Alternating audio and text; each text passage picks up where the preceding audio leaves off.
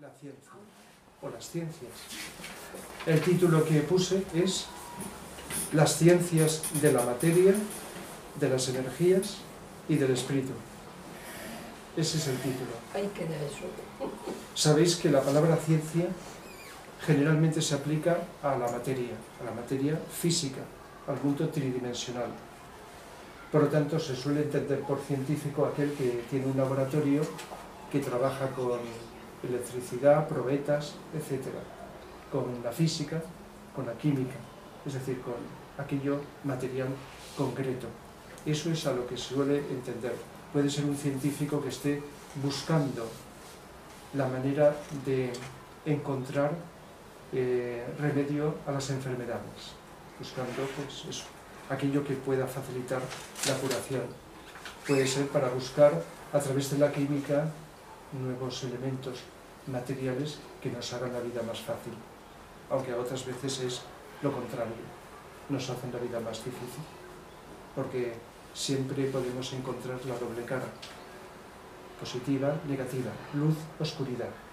Hay científicos desde que existe esto que se llama ciencia, que trabajan al servicio del mal, sean más conscientes o menos de ello.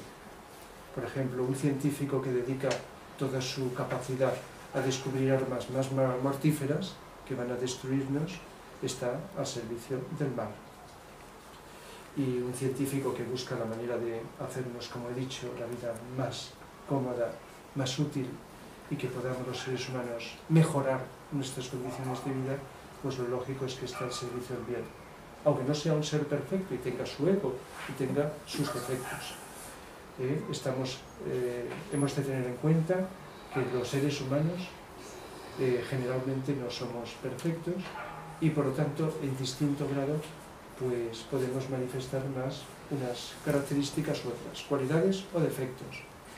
Pero si no predominan los defectos y tienden a vivir las cualidades, entonces el ser humano podemos hacer el bien y contribuir en mayor o menor medida al bien, vamos a poner bien con mayúscula, de las infinitas caras que tiene a los seres humanos. Y en la ciencia pasa lo mismo. Hay seres humanos que están dentro de todas las religiones que lo que están haciendo es el mal. El mal, si no físicamente, condicionando, atando y manipulando las conciencias. Pero hay seres en todas las religiones que están haciendo el bien, en mayor o menor medida. Lo digo para comparar que tanto en la ciencia, como en las religiones, como en la política, como en la sociología, como en todo en la vida, se puede estar haciendo el bien o el mal, en un sentido o en otro. Entonces, la mayoría de las veces la palabra ciencia la aplicamos a eso. Y sabéis que mucha gente considera que cuando dice esto es científico, está pensando que tal cosa es verdad, porque si no es científico, no es verdad. Es decir, que se asocia con frecuencia lo que se llama ciencia o reconocimiento científico a la verdad. Y si no es científico, pues o dice que no es verdad, o lo desprecia, lo margina, lo distancia. Eso ya lo vemos continuamente, por eso se refuerza la palabra. Esto es ciencia, esto lo dice las ciencias. Y aunque tú no lo sepas, fijaos que se utiliza la fe no solo en creencias religiosas, sino en creencias científicas. Aunque tú no lo veas con ningún sentido, puedes tener tanta fe en los científicos, en determinados científicos, que son unos cuantos seres humanos, y creer que eso es la verdad. Y puede que sea la verdad, o parte del larguísimo camino hacia la verdad, que es un camino sin fin, un camino ascendente y progresivo, y con muchas derivaciones. Pero muchas veces está en contra de la realidad, aquello que se llama científico. Y aquello que no se llama científico puede estar en la realidad. Es decir, que cuando profundizamos nos damos cuenta que hay varias vías de acceso a la verdad, a la realidad de la vida. Pero como os voy a explicar, la ciencia puede aplicarse a la psicología, la ciencia puede aplicarse a la sociología, puede aplicarse a las energías que cada vez están más presentes en el mundo de la ciencia, de los llamados científicos, en el mundo de la psicología, como en el mundo de la medicina, como en el mundo de, digamos, de cualquiera de los fenómenos. El arte puede ser también ciencia. Un gran artista, al cual le dedicaré en el próximo curso, ahora no da tiempo, una charla, Leonardo da Vinci, era al mismo tiempo artista y científico. Es decir, que compaginaba el cuarto rayo del artista y el quinto rayo de la ciencia. Todos sabéis que había ciencia en su arte. El arte y la ciencia a veces están muy unidos, pero que también inventó muchas cosas más allá de su, digamos, su expresión, que es la más conocida como artista. Es decir, que a veces se unifican varios rayos y determina que una persona puede estar, digamos, con facilidad hábil en distintos campos. El de la ciencia es el quinto rayo. No sé si todos los aquí presentes sabéis lo que son los 7 rayos. Los 7 rayos son las 7 energías universales que determinan no solo las diferencias psicológicas entre los seres humanos, sino también las diferencias psicológicas en las distintas eras, a lo largo de la historia, de la humanidad, en las naciones, las características psicológicas y físicas también de todos los reinos de la naturaleza. Es decir, no hay nada conocido, visible, tangible o invisible o sutil que no esté influido por alguno de los 7 rayos. Entonces, como un pequeño repaso, el primer rayo es el de la voluntad o poder, que aunque lo identifiquemos con la política, pero está en todo. La voluntad o poder es necesaria para la vida. El segundo rayo, amor, sabiduría, es la energía que facilita la unión, la integración, la fusión. El tercer rayo, inteligencia activa. Fijaos, las 3 energías universales, voluntad, amor e inteligencia, son los 3 primeros rayos. Inteligencia activa, que determina cómo van a ser las cosas. El cuarto rayo, armonía a través del conflicto, que aunque hay artistas en todos los rayos, el cuarto rayo es el que más se relaciona con el arte o con el artista. Si tiene unos rayos no quiere decir que tenga que ser artista por necesidad, pero el arte está incluyendo, como a veces he hablado, la armonía, la belleza, y eso puede estar no solo en lo que llamamos arte, sino en todo. El quinto rayo es el de la ciencia, es el de la mente concreta, que es la que más utiliza, el componente que más utiliza el científico. Aunque, como también os voy a explicar, todos los seres humanos, igual que somos en potencia artistas, pues también somos científicos en potencia. Y la ciencia, en esencia, la deberíamos utilizar todos. No para tener un laboratorio, como he dicho antes, sino para ver la vida del modo más científico, como voy a explicar, posible. El sexto rayo, para completarlo, es el de la devoción o idealismo, que no solo se aplica a las religiones, devoción, sino, sabéis que ideales pueden haber de muchas clases. Ideales.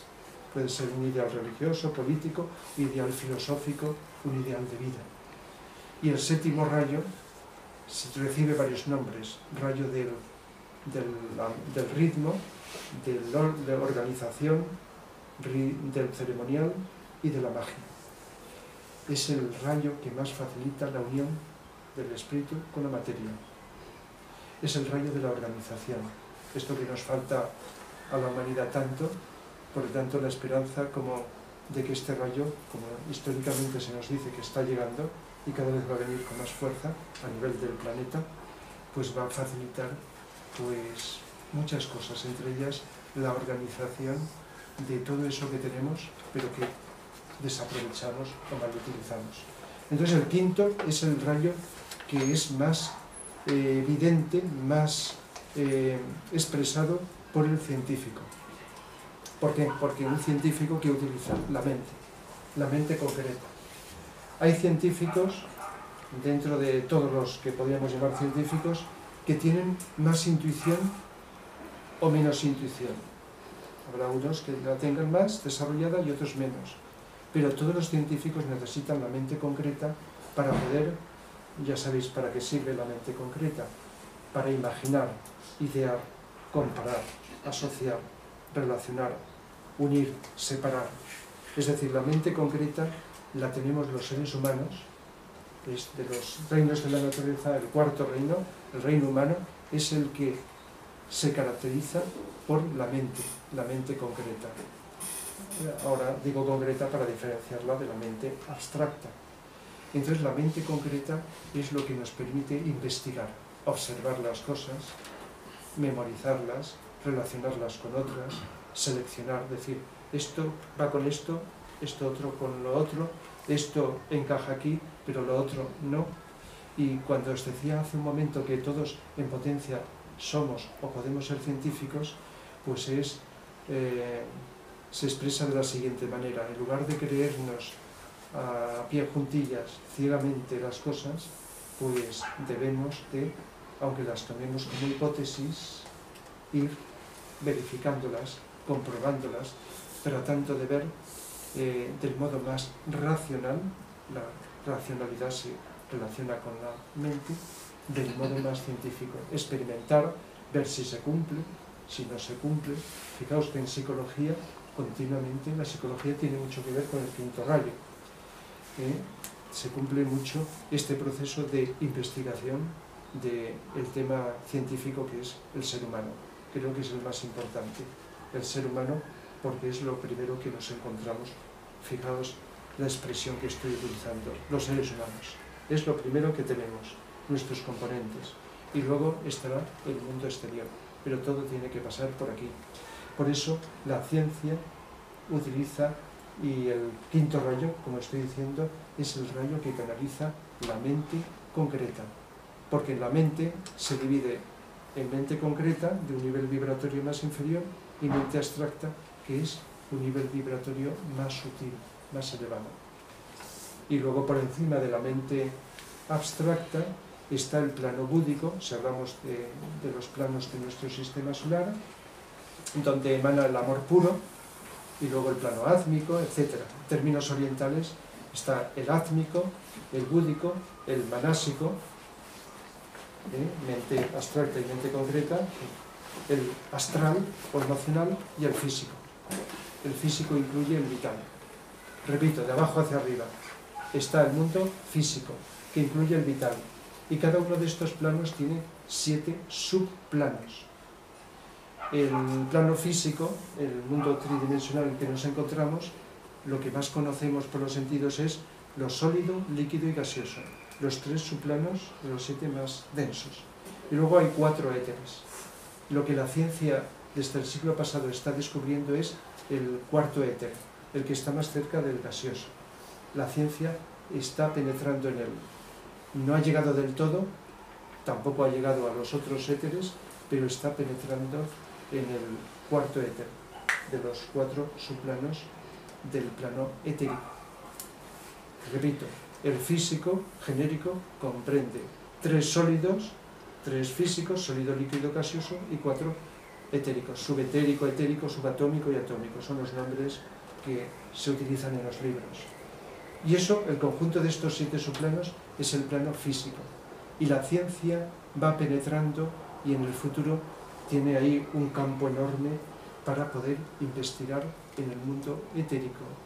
Por ejemplo, en el plano, en estas dimensiones etéricas están los 7 centros de energía, que hemos hablado muchas veces, chakras, en términos orientales.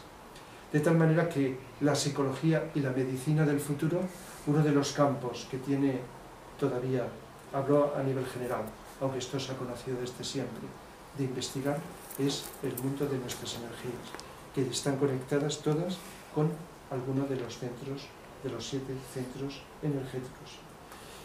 Incluso el conocimiento de la medicina dará un gran salto evolutivo en la curación eléctrica de las enfermedades con el conocimiento del cuerpo etérico y de los chakras.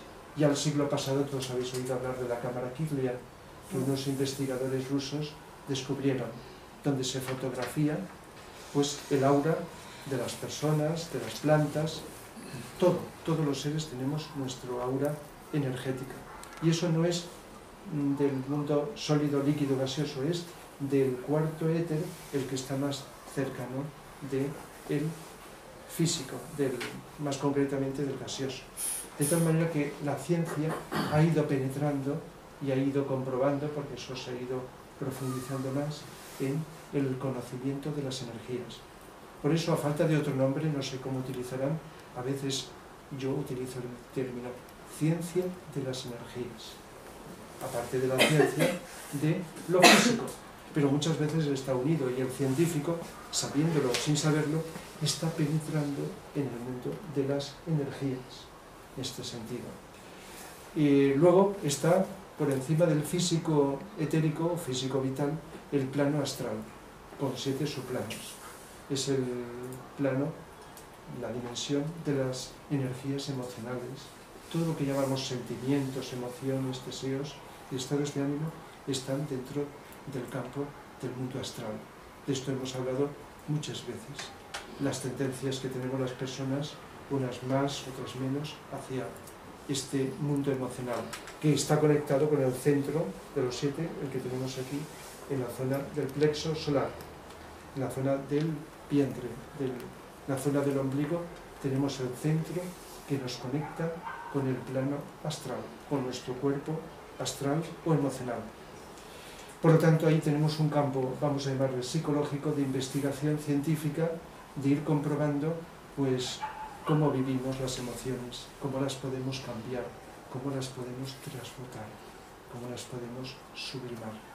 Y esto, cuando se hace bien, es matemático y científico. Es decir, que no se podrá medir en probetas, pero sí en el laboratorio interior, de ver cómo funciona nuestro mundo emocional y cómo podemos, desde la mente que está por arriba, no desde el emocional ni desde el físico, sino desde un plano superior, controlar el mundo emocional, transmutarlo. ¿Sabéis lo que significa transmutar? Sublimar. Igual que el agua se puede transmutar en vapor, cuando el agua se calienta, en física se habla de sublimar o transmutar. De tal manera que puedes pasar de una sustancia a otra. Pues bien, en psicología, lo que los alquimistas hablaban de transmutación de los metales, de los elementos físicos de la naturaleza, era cierto, los verdaderos alquimistas, porque también había de todo, era una tapadera para poder ocultar, porque estaba muy perseguido, la alquimia psicológica. La alquimia psicológica es conseguir transmutar nuestros deseos, emociones, pasiones de un nivel vibratorio en otros más sutiles, el amor más puro, más incondicional, etcétera, etcétera. La parte de nuestra personalidad, ir transformándola en algo más sutil. Y eso es una ciencia, no una ciencia de apretar un botón o hacer esta fórmula o esta otra, sino una ciencia que, por supuesto, que es imperfecta y que no se puede aplicar los mismos ingredientes a todas las personas, pero eso es parte de la ciencia. Igual que la ciencia de la mente. La mente la aplicamos a la psicología, es un ingrediente junto con el cuerpo astral que engloba la psicología. Y la psicología estudia cómo podemos utilizar la mente para crear. También la utilizamos para destruir.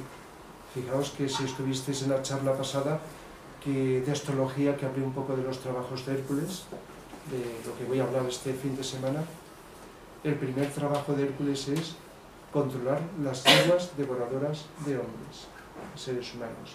Y las yeguas, que son caballos es un símbolo de la mente es un instrumento con el cual creamos todos los problemas y destruimos todo lo que destruimos, y todo el mal que hacemos los seres humanos lo hacemos desde la mente. Los animales, al no tener mente, no pueden hacer el mal desde un punto de vista de responsabilidad, pero los seres humanos, cuando más desarrollamos la mente, fijaos, podríamos decir, el ser humano primitivo que tiene apenas mente, pues haría el mal por ignorancia, pero el mal se hace a sabiendas con la mente. Por lo tanto, necesitamos desarrollar la mente pero cuando no están desarrolladas otras cualidades como el amor, podemos utilizarla para el mal. Entonces, las yeguas que dan a luz, que crean los pensamientos destructivos en lugar de los creativos del ser humano. Solo cuando la mente está iluminada, simbolizada en un caballo blanco, el caballo blanco simboliza la mente iluminada por la luz del espíritu. Caballo blanco, que aparece en las escrituras sagradas, es un símbolo de la mente pero iluminada.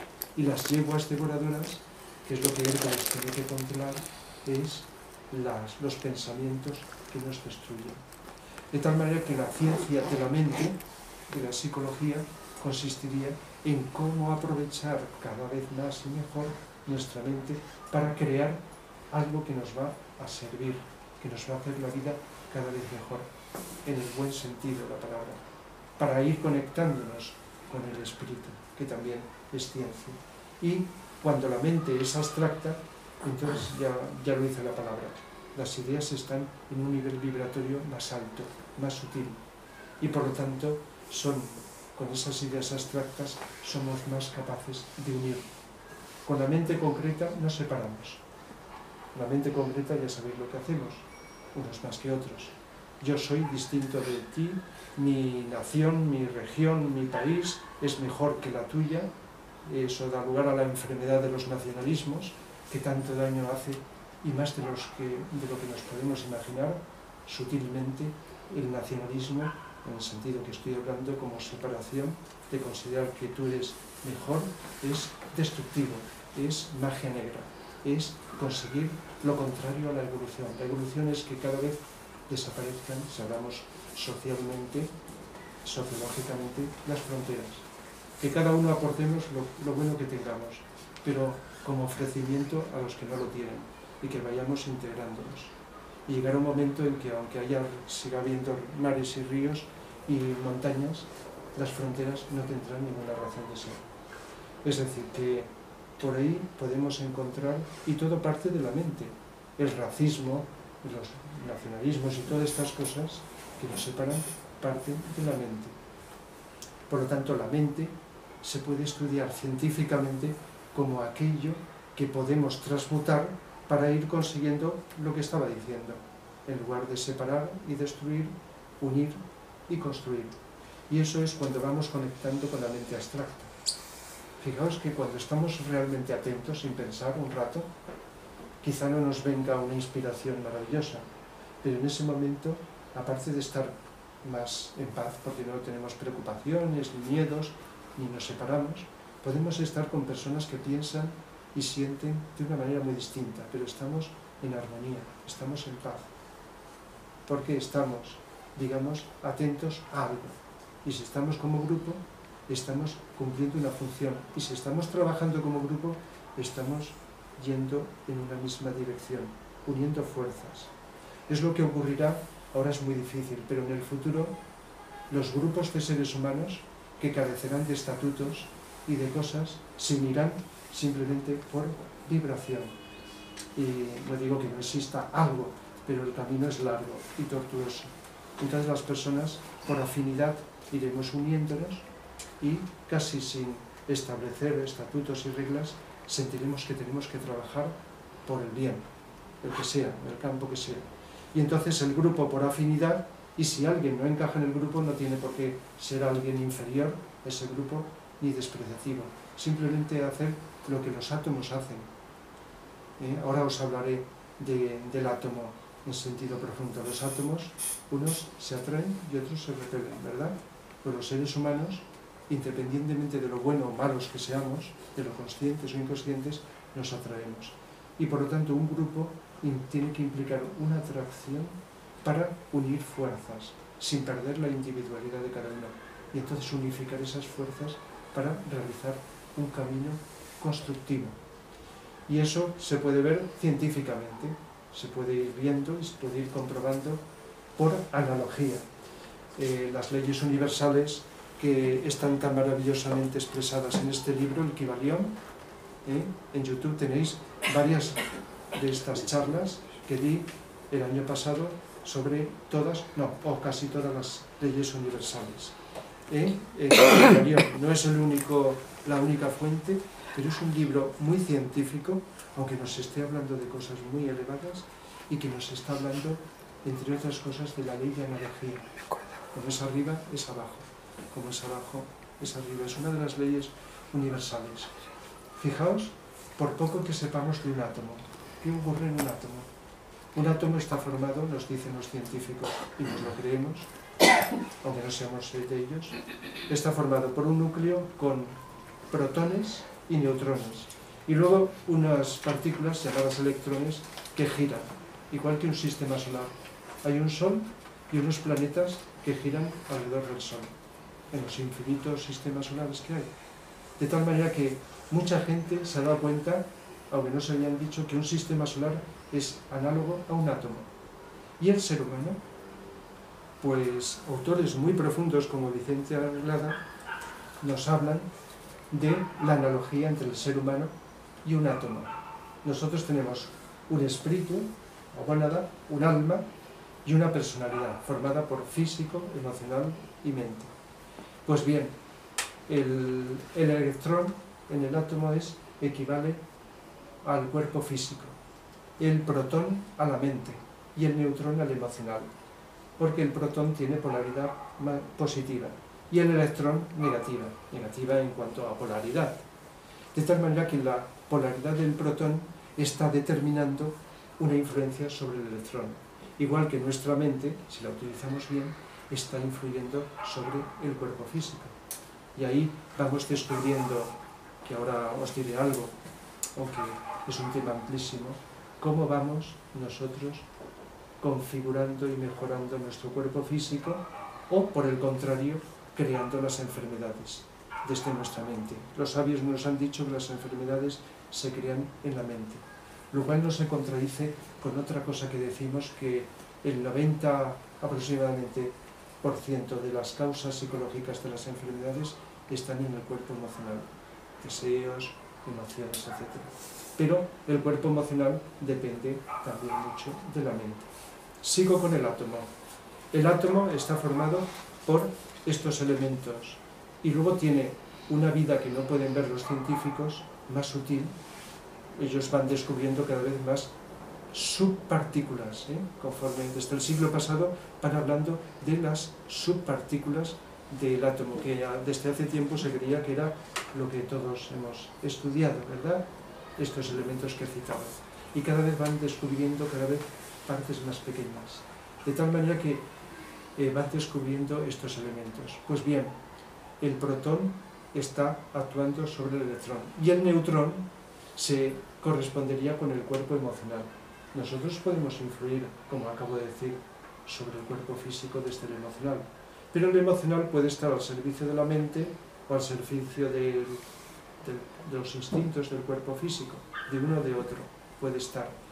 De tal manera que, así como el átomo gira alrededor de los electrones de su núcleo, nosotros, en general, giramos alrededor de nuestro ego, de nuestra personalidad. Así como el átomo también discrimina y elige con quién asociarse, nosotros también vamos discriminando, mejor o peor, las experiencias que vivir. Así como el átomo, por evolución, tiene como meta el ser humano, la evolución del ser que late en el átomo, por evolución llegará a ser un ser humano. Pues nosotros, por evolución, llegaremos a ser, pues, lo que hay por arriba, el quinto reino, etc. De tal manera que podemos encontrar una analogía muy interesante, aunque esto requeriría más tiempo para explicar, entre el átomo. Pero no solo lo que nos dicen los científicos, sino el átomo tal como ahora os estoy describiendo, donde, si pudiéramos profundizar más y más, incluso más allá de los clarividentes, cuando Vicente Anglada, clarividente superior, habla del átomo, es porque lo veía. Leadbeater, en la teosofía, que también era clarividente, tiene, junto con Annie Besant, un libro sobre química oculta, de tal manera que esas explicaciones de la química no se pueden conseguir solo con los microscopios. Se necesita la facultad de la clarividencia que pocos científicos tienen, pero que en el futuro irán naciendo más científicos con la facultad de la clarividencia y poder ver lo que hay por dentro. Esto que ahora están descubriendo, esto en la filosofía oriental, por ejemplo, está desde tiempos inmemoriales. Habla que todo está interrelacionado en el universo, que ahí está en movimiento continuo, que sigue un ritmo. Fijaos, en alguna ocasión he citado un libro interesantísimo, El Tao de la Física, de Capra, muy interesante, donde va comparando los avances de la ciencia de este siglo pasado con las filosofías orientales, las místicas hindú, budista, taoísta, etc. Interesantísimo, si no lo conocéis. Digno de ser tomado como ejemplo para profundizar en ver cómo filosofías antiguas nos están contando lo que los científicos, sobre todo los cuánticos, la ciencia cuántica, está descubriendo últimamente. En los cursos sobre enfermedades también hablo de la curación cuántica. La curación cuántica, ojo, porque con la misma etiqueta puede abarcar cosas que no son muy correctas y pueden ser manipuladoras. Es decir, curar con energía las enfermedades puede ser peligroso. En lugar de curar, se suele producir muchas veces el efecto contrario. Pero cuando se tiene conocimiento adecuado y suficiente intuición y sobre todo amor, porque parece que no tenga que ver, pero no puede descubrir un científico con amor lo mismo que un científico, por muy sabio que sea, si no tiene amor. Porque el amor no solo es el canal de la intuición, el vehículo, sino es algo que te abre hacia unas fuentes de inspiración muy altas. De tal manera que, ojo con esto, porque las cosas pueden verse de modo muy diferente. Entonces los clarividentes ven que el átomo de hidrógeno, que es el más simple, está dividido, que solo tiene un protón y un electrón, en 18 partes, que se llaman anus o átomos ultérrimos. De esto se habló de Blavatsky y luego se ha ido ampliando más los anus. ¿Y qué ocurre? 18. Si vamos quitando anus, entonces los átomos forman parte de materia cada vez más sutil. Y así vamos llegando hasta el plano átmico de las distintas dimensiones, es que los átomos que componen las dimensiones tienen más o menos una composición de anus, hasta llegar aquí abajo al átomo de hidrógeno, a partir del cual, sumando átomos de hidrógenos, pues vamos formando todos los elementos que se estudian en la química, ¿verdad? Pero si vamos quitando anus, los átomos van sutilizándose y se van formando esto que los científicos materialistas no aceptan, aunque la ciencia ya va especulando sobre otras dimensiones, pero que es muy interesante en intuir y utilizar la ley de analogía. Entonces eso que parece que la ciencia no acepta, de que existen otras dimensiones además de lo que entra por los sentidos, que siempre ha habido personas que lo han visto de un modo natural, como una cosa más, pues es algo que poco a poco la ciencia, conforme desarrollen las nuevas generaciones, la clarividencia, nuevas generaciones de científicos y la intuición, tienen que ir las dos cosas complementadas, entonces irán reconociendo como una cosa natural, igual que hoy día reconocemos, mira, pues existen los reinos de la naturaleza, estudiamos desde pequeñitos la geología, los minerales, esto, lo otro, pues en el futuro, en la enseñanza a todos los seres humanos estará el conocimiento de las dimensiones. Pero no por fe, sino de un modo científico. Es decir, que un científico como Vicente, entre otros, pues que podía ver el átomo, y otras personas que no son Vicente también pueden ver el átomo, pues entonces coinciden, sin que uno se copie de otro, coinciden científicamente en una serie de observaciones. Lo tenía que haber dicho al principio, pero es igual. Empezar por el final, por el principio, etc. Los requisitos básicos de la ciencia son objetividad, comprobación repetida y comprobación múltiple. Lo de múltiple es que el mismo experimento, con las mismas premisas, distintos científicos lleguen a lo mismo. Si fuera solo uno, pues según el punto de vista de la ciencia sería como subjetivo de ese científico, ¿verdad? Pero cuando lo puede uno y otro, entonces, según los requisitos de la ciencia, da más solidez a el valor científico. Lo de que el mismo ser humano científico pueda repetir el experimento una vez y otra vez, como no, para confirmar que no ha sido la ilusión de un día, es también un requisito. Y el primero que he dicho, la objetividad, ya es un poquito más difícil de poderlo describir, porque lo que para unos es objetivo, para otros seres humanos es subjetivo, ¿verdad? Eso pasa con todo. ¿Y quién tiene la verdad? Pues se me ocurre que la vía que yo he encontrado más interesante y más profunda para explicar cómo acercarnos a la realidad o la verdad es desde la psicología. Antonio Blay explica, no sé si alguien lo ha explicado de esta manera, no creo que sea el único, muy bien, que cuanto más energía ponemos desde nuestra mente en un objetivo, más verdad es para nosotros ese objetivo, ese objeto o esa idea. Y añado otra cosa, no solo ponerle más energía, y cómo se la ponemos con la mente. Hay una ley universal que dice la energía sigue al pensamiento. Cuando más pensamos y pensamos y pensamos en algo, más energía estamos atrayendo hacia ese pensar, sentir, objeto, actuar, etc.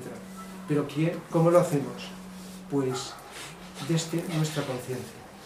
Y si nos identificamos nuestra conciencia con eso, para cada uno de nosotros, eso es más real. Podemos matarnos o podemos defenderlo con agresividad o con delicadeza o como sea, pero cuando más nos identificamos con una energía más intensa, para nosotros es verdad. ¿Cómo podemos llegar a una verdad que sea objetiva? Pues consiguiendo una mayor desidentificación con la vida, con las cosas, viviendo más atentos, que es lo que expande nuestra conciencia, y para vivir más atentos, aunque la atención, la expansión de conciencia desarrolla la humildad también es un requisito. Hay científicos orgullosos que a veces dicen, aunque hagan un gran bien, esto nunca se sabrá, esto nunca se averiguará, esto es así, esto es así. Pero también puede haber científicos humildes que dicen, de momento esto es lo que hemos descubierto, hasta aquí hemos llegado. Pero hay puertas abiertas a una investigación. Lo estoy diciendo un poquito en general y en abstracto. Esto nos puede servir a todos los seres humanos.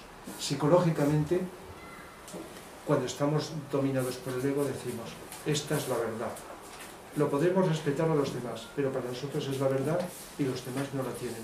Aunque no discutamos, nos la guardamos. Pero cuando abrimos la conciencia, decimos, de momento, provisionalmente, es la verdad objetiva hasta donde he llegado. Pero quizá mañana, pasado, dentro de un rato, dentro de 20, 30 años, o en otra vida, quizá la descubramos de otra manera, distinta. Eso lo da la humildad. Lo da la capacidad de estar abiertos. Y si estamos abiertos, estamos evolucionando. Cuando nos cerramos, esa época, ese tiempo que estamos cerrados, no podemos avanzar, nos frenamos. Y todo esto es psicología pura. Nos cerramos, esta es la verdad. Cuando uno se identifica con una ideología política, con una creencia religiosa y considera que ahí está la verdad, está cerrado. Sea una persona o un grupo. Por eso avanzaremos, ya lo explicaré con más profundidad, cuando, aunque tengamos que estar en algún grupo, en alguna tendencia o en lo que sea, porque consideramos que de momento es lo que creemos, estar abiertos. Y como explicaré, la verdad se puede ver, y lo sabéis, desde muchos ángulos, y todo eso puede ser complementario para una verdad. En definitiva, cuando estamos abiertos, podemos descubrir más pronto o más tarde esa verdad con más profundidad. O si era un espejismo, salir del espejismo. Y esto vale para los científicos. recuerdo una charla que di, fue hace un año, un poco más, en una asociación determinada donde había personas de distintos tipos. El título es lo de menos, hablaba de la psicología integral, creo. Pero había también algún científico, una persona médica o una persona científica.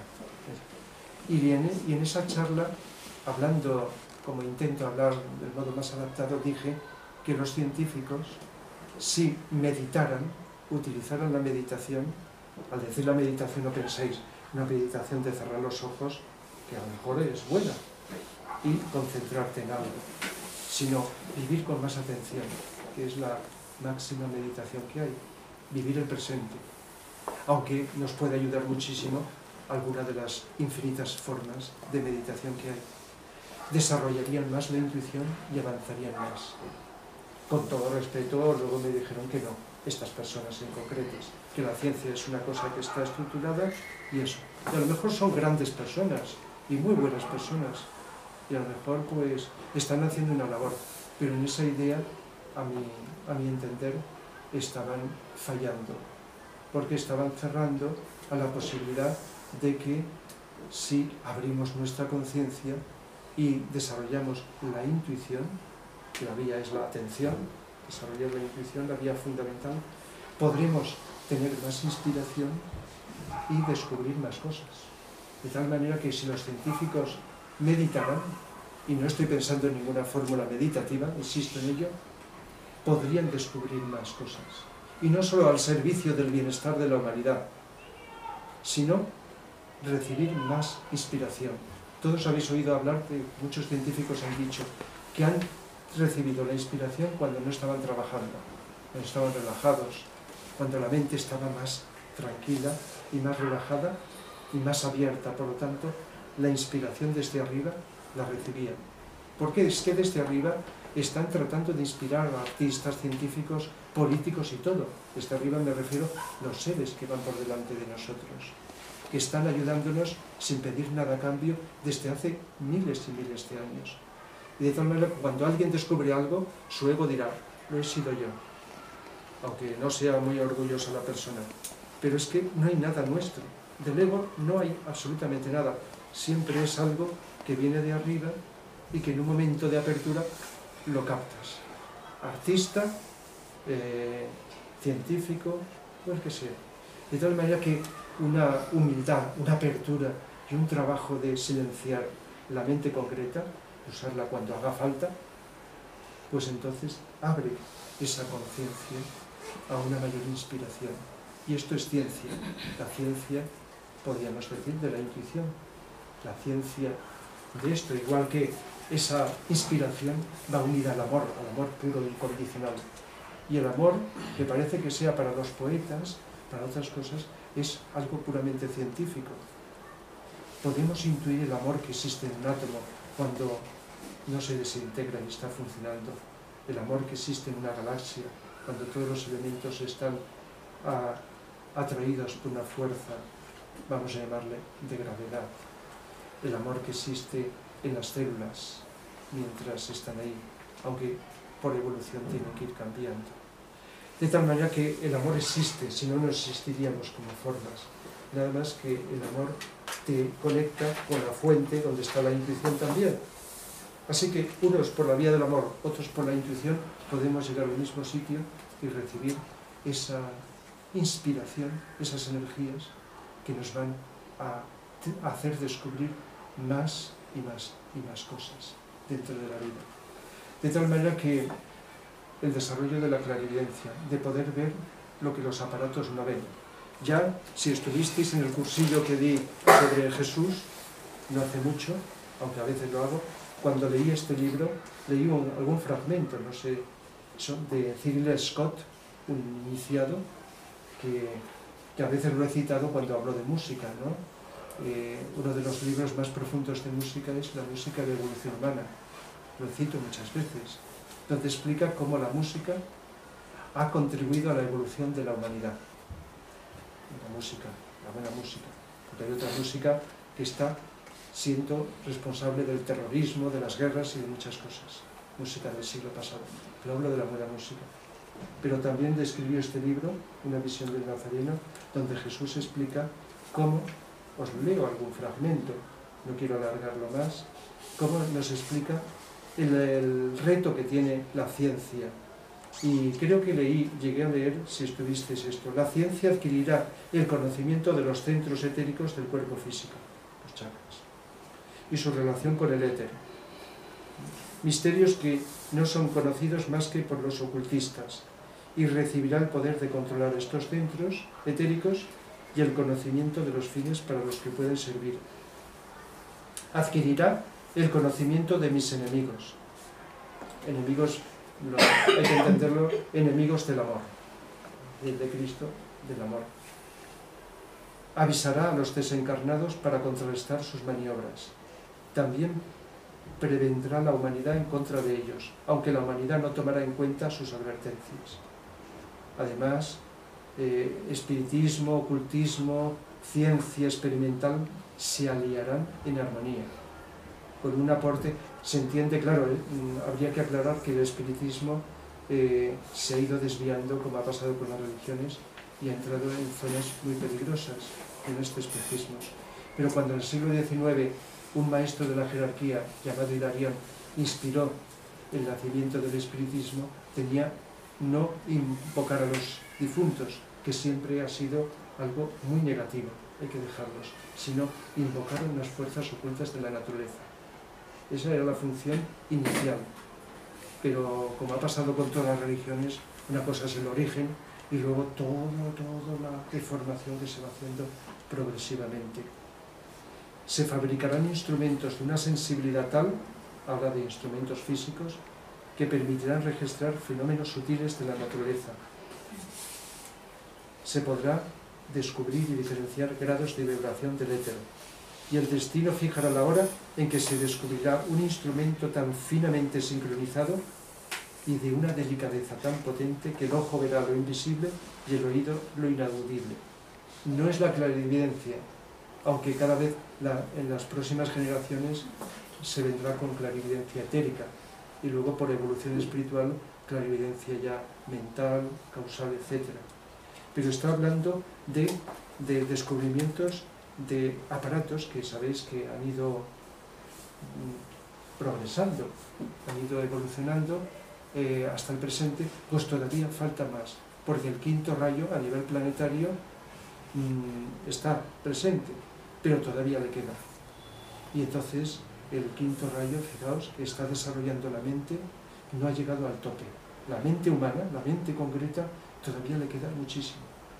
Aunque cuando he hablado de la era de Acuario he hablado de que, aunque se desarrolle la mente, está previsto un desarrollo mucho mayor que hasta la actualidad de la intuición.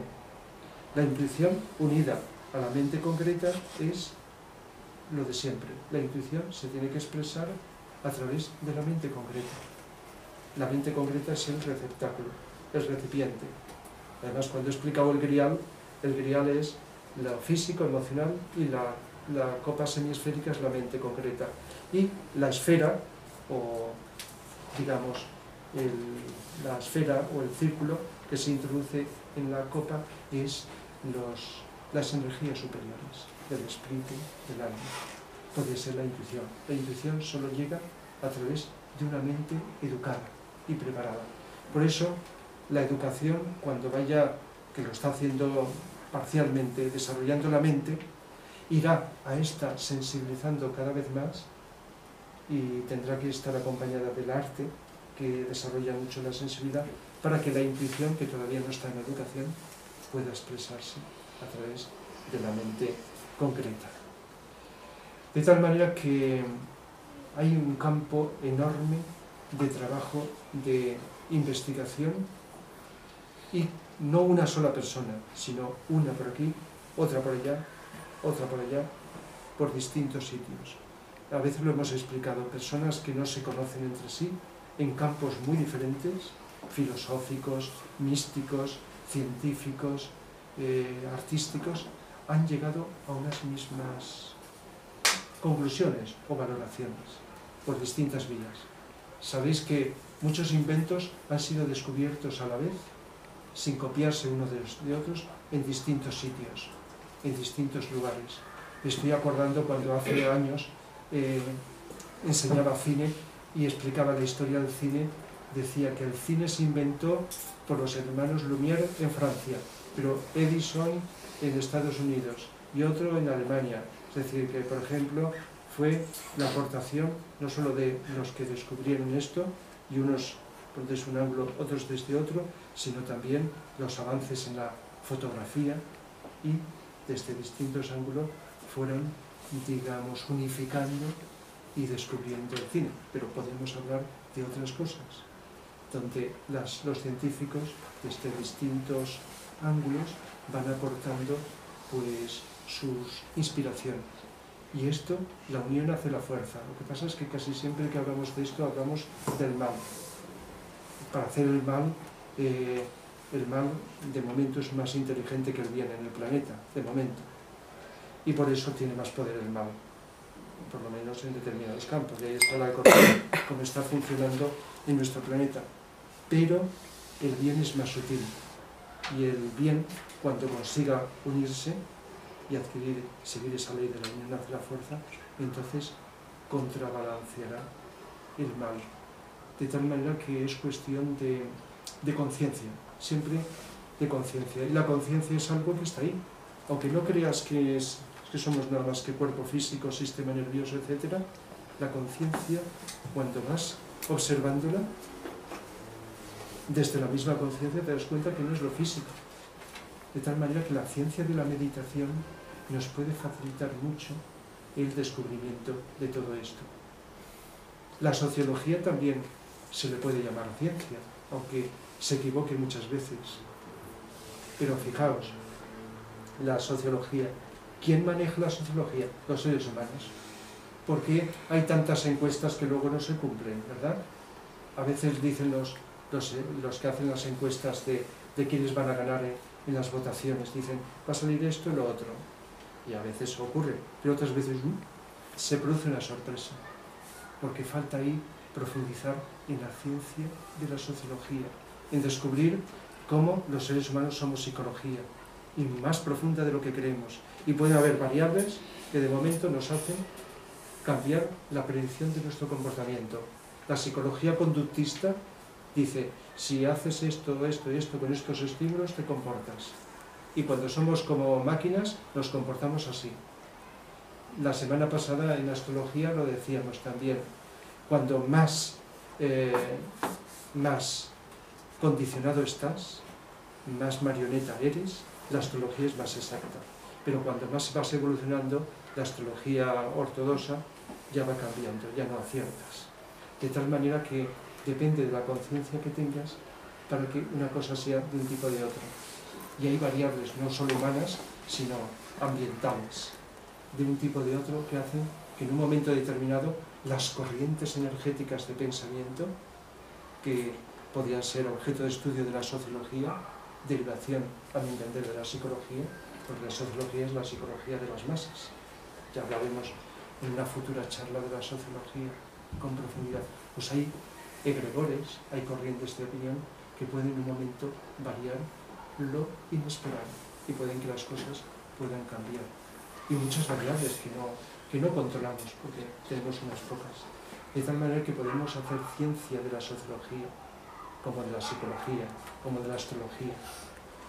La cantidad, y esto lo hablaremos, de investigadores en el mundo que han asociado el cáncer con la represión. Represión no solo sexual, sino de las emociones y de los deseos. Ya los maestros nos dicen que cuando surgió el cáncer en la época de la Atlántida, fue debido a la represión, que fue para contrabalancear las enfermedades venidas de la raza lemur. Bien, esto ya, si os interesa, ya he hablado en otras charlas. De tal manera que incluso en los tiempos más cercanos históricos se ha observado esa correlación en mucha gente. Y en este siglo pasado, cuando hablo en los cursos de enfermedades, los investigadores en el campo de la medicina que han visto no solamente las represiones, sino los conflictos, la depresión, la ansiedad y una serie de problemas psicológicos gestadores del cáncer. De tal manera que a veces un conflicto, según dónde se produce, en la naturaleza que tenga, produce el cáncer en una zona o en otra. Y se están escribiendo cada vez más libros donde se correlaciona causas psicológicas, tal enfermedad, otra causa psicológica, aunque luego se entrecrucen. Es decir, que una misma causa psicológica puede derivar en varias enfermedades. Y una misma enfermedad puede estar influida por distintas causas. Si hiciéramos un esquema así de flechas, no solamente todas serían horizontales, sino se entrecruzarían. Entonces, no tengo tiempo, pero en este libro de Vicente Anglada, Mis experiencias espirituales, una hoja dedica al cáncer y nos dice cómo las vibraciones energéticas que nos están llegando en estos últimos tiempos al planeta, junto con las telúricas, que son del interior, están avivando el cáncer, están haciéndolo aumentar. El cáncer no se curará, y lo digo con toda confianza, no se curará, por lo menos de raíz, hasta que no controlemos la humanidad del mundo emocional. El mundo emocional. Igual que las enfermedades del sistema nervioso y cardíacos tienen que ver con el control de la mente. El cáncer, la diabetes, la artritis tienen mucho que ver, lo explican los sabios que ven lo que está ocurriendo en los planos sutiles, con el cáncer, con el cuerpo emocional, quiero decir. Algunas enfermedades tienen que ver con esto. Y cuando se comprueba en uno, en otro, en cientos de personas, que no quiere decir que todos los médicos lo sepan, se va viendo una correlación científica. Como el tema no es de esto solo, sino es de mucho, lo voy a dejar aquí porque los ejemplos son muchísimos. Ejemplos de lo que sería aplicar los requisitos de la ciencia, de ver, observar, tratar de ver si se cumple y luego confirmar, pero estar abiertos a que eso que se ha cumplido luego no sea. Y hay muchos espejismos. La ciencia nos dirá que el planeta está sólido. Pues no. La clarividencia de los que pueden ver lo ve hueco. Y además, como explicaré, lo he hecho en otras veces, más profundamente en otra ocasión, los terremotos no se producen por el azar. Los terremotos están regulados por fuerzas superiores. Y están regulados. Y la ciencia, ¿qué es lo que nos dice? Pues no puede decir mucho, capaz. Tectónicas que se tocan, que friccionan, cosas de estas que nos dicen. Pero ¿qué puede decirnos? Lo que supone que ocurre. Pero el interior del planeta hueco, cuando es lleno de cuevas, cuando se hunde, no por casualidad, sino con propósitos premeditados, produce una serie de temblores que están regulados en correlación con el karma. Esto ya trasciende mucho lo que hoy llamamos ciencia, de los habitantes del lugar. De tal manera que terremotos, volcanes, tsunamis, etc., no son accidentes.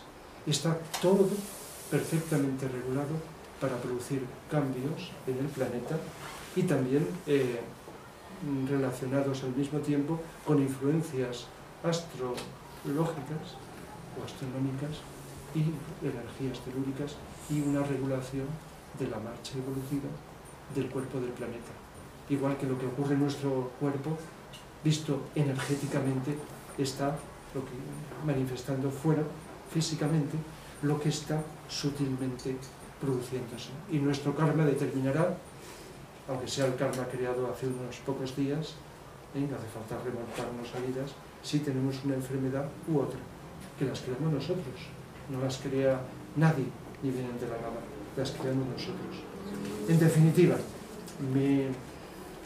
a veces me hago el propósito de ser más corto en las exposiciones y dedicar más tiempo a las preguntas, porque vuestras preguntas es lo más importante. Pero bueno, vamos a pasar a ellas y procuraré ser más breve en otra ocasión. Pero el tema era muy ambicioso, aplicar la ciencia a muchísimas cosas. Y como síntesis final decir que atención, mucha atención, para que la inteligencia se exprese, la intuición, mucha humildad, estar abiertos, estar investigando, ser coherentes con lo que creemos, pero dejar puertas abiertas a que eso que creemos pueda ser cambiado en un momento determinado. Y aunque no seamos científicos de profesión, creo que todos, por evitar las creencias ciegas, estamos ya haciendo camino de la ciencia, ir comprobando, verificando, o tomar como hipótesis en espera de que se confirme lo que nosotros hemos intuido.